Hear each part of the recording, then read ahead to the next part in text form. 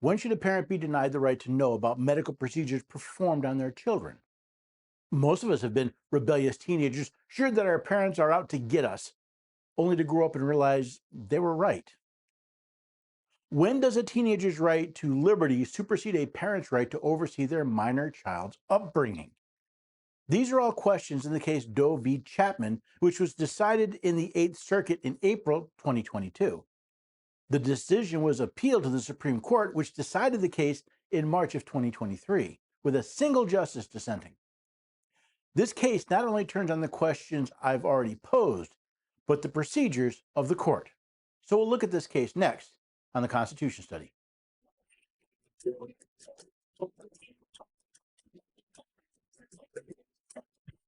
Loving neighbors should have a few good friends every day for everyday American. Oh, every day for everyday American.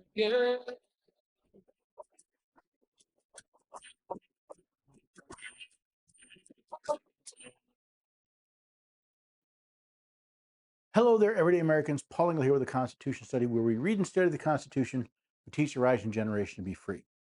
I first got a word about this case with a note about a single dissenting justice, so I had to investigate. When I got into it, I found something very interesting that I want to bring to you. It's that basic question of parental rights versus a child's rights. Now, I'll talk more about what's going on at the Constitution Study at the end of the episode, but for now, let's get into this case. One of the most difficult parts of being a parent is preparing your children to be independent and make decisions on their own. Let them make decisions before they are ready, and they can be lost to any number of bad decisions. If you hold on too long, though, and you don't allow them to decide for themselves, then they will be dependent on you and unable to survive on their own in a hostile world. As a general rule, the people closest to the situation are best positioned to decide it. That means the parents should be the ones making decisions for their children. Yes, there are situations where parents are not the best decision makers for their children. But shouldn't that be the exception, not the rule? In Missouri, an abortion may not be performed on a woman under the age of 18 without, as relevant here, the informed written consent of one parent or guardian.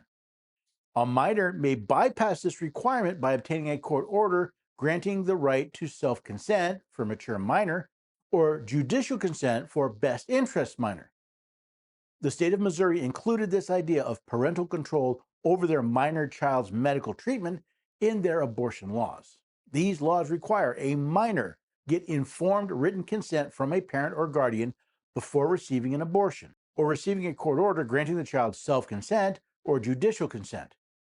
Under what conditions can a court grant such a bypass? The juvenile court may then A, find the minor is sufficiently mature and grant the right to self-consent. B, find the abortion is in the best interest and give judicial consent, or C, deny the petition. This brings up a couple of questions. How can a court determine if a minor is sufficiently mature to grant the right to self-consent? What could the court possibly base its decision on? Has the court lived with the child for any period of time?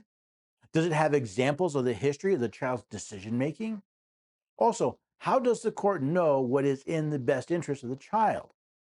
Yes, there are situations where such a decision would be easy to determine. For example, if the child was a victim of abuse at the hands of the parent or guardian.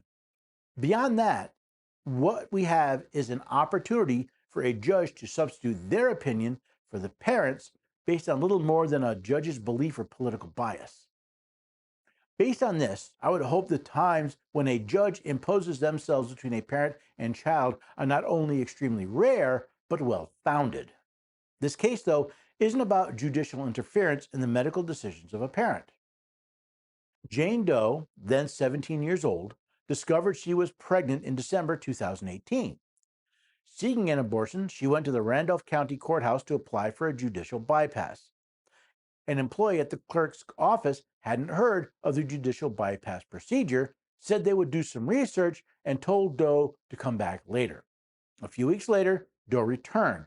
An employee told her they were pretty sure that she could not open the petition without notifying a parent. Jane Doe was seeking an abortion.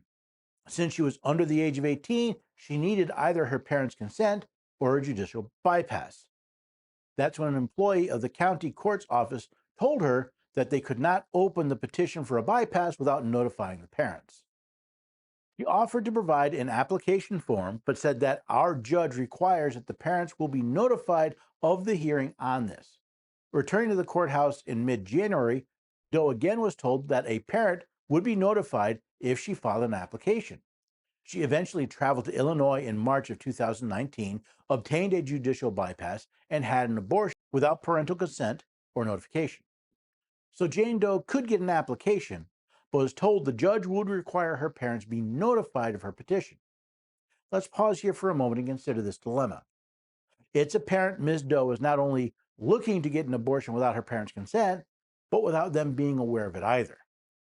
Hence, the issue with parental notification of the hearing. However, Ms. Doe is still a minor. That means not only is she unable to give consent, but her parents are legally responsible for her as well. Does this include any health care that might be required post-abortion? Or will they be ignorant of the fact that their daughter had an abortion, which could have serious medical consequences?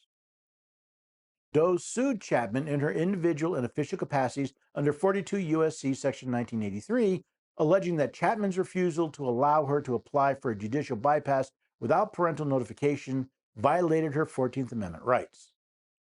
While not specified, it seems likely that the 14th Amendment violation Ms. Doe alleged was being violated was: no state shall make or enforce any law which shall abridge the privileges or immunities of citizens of the United States. As a minor, she does not have full possession of her rights. This is evidenced by her need to get a judge to allow her to get an abortion without her parents' permission. This is where Ms. Chapman's case gets a little sticky.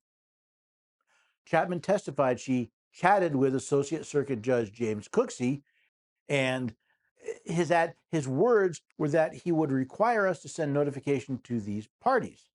She added that Judge Cooksey advised that he would not hear the case without giving notice to the parents, and that she was simply following what he said he was going to require to hear the case. Ms. Chapman was claiming quasi-immunity since she was acting under the direction of the judge. But that particular argument fell apart. However, when Judge Cooksey was asked if he ever told Chapman not to accept an application without notifying Doe's parents, he testified, "Not to my recollection. I wouldn't have had any authority to do that unless something was filed and I looked at the law. It's not how I usually would operate." What to do? What to do? Ms. Chapman says that the judge told her the court would need to notify the parents upon Ms. Doe's filing the petition. But Judge Cooksey does not remember giving any such instruction. Furthermore, he says such direction would be counter to his routine practices. The district court had denied Ms. Chapman's petition for summary judgment, which is why the case was in the circuit court. How did that court find?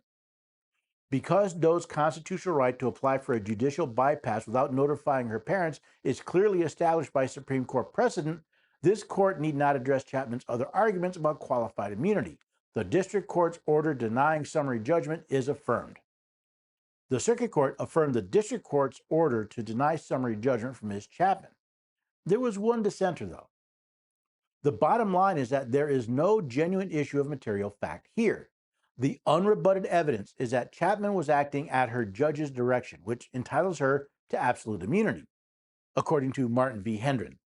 Justice Strauss disagreed with the rest of the court, claiming that the evidence that Ms. Chapman was acting under her judge's direction was unrebutted.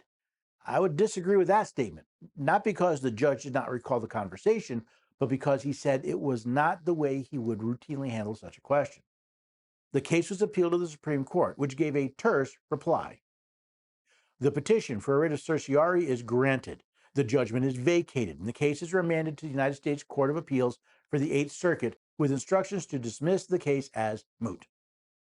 That terse reply was, yes, we'll take the case. No, the circuit court was wrong, and now go dismiss the case. Why did the court think this case should be dismissed? Because, in their opinion, it was moot. Moot is defined as an issue presenting no real controversy.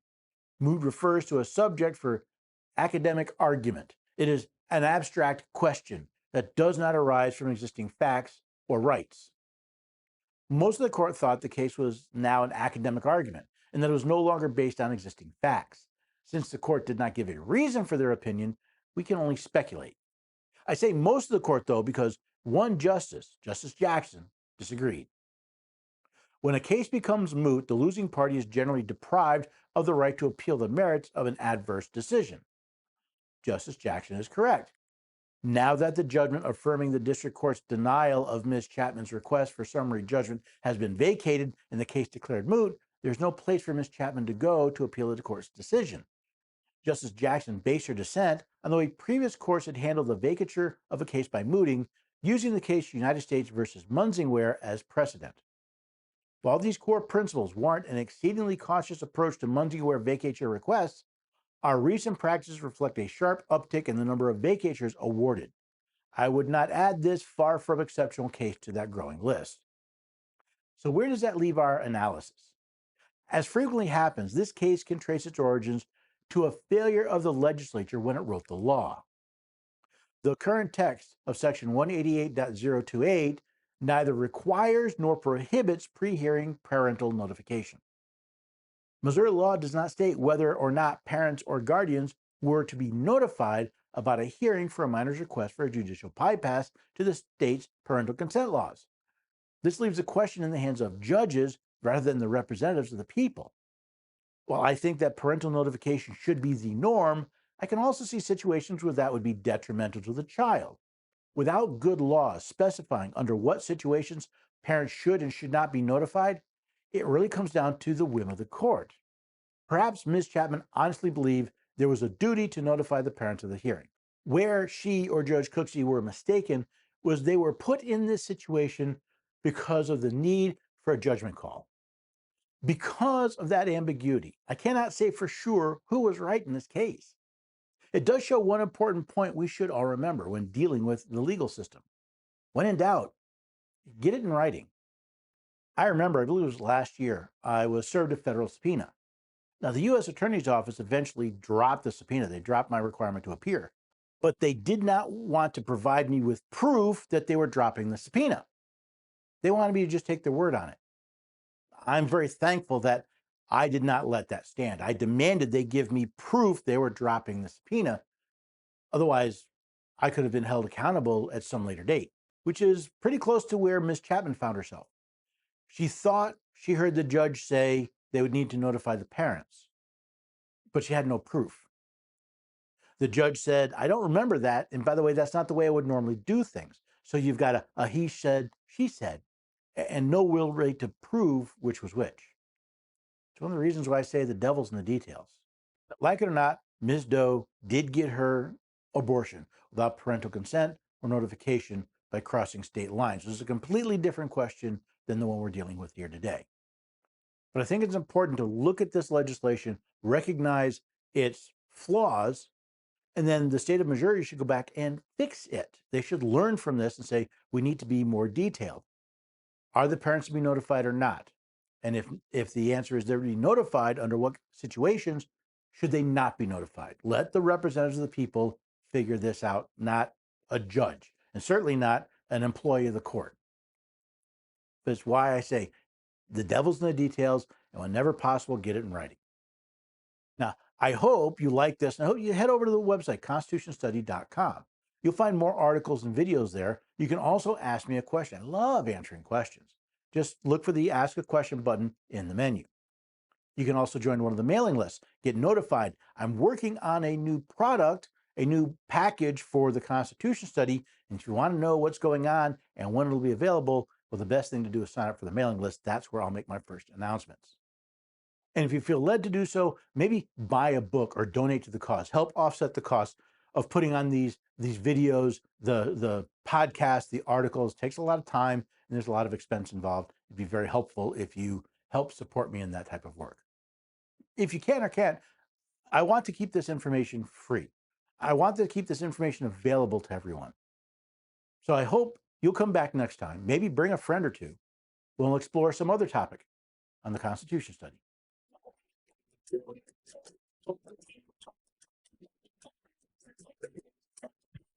Love the neighbors and have a few good friends.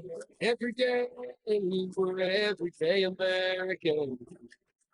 Oh, every day, we're everyday American.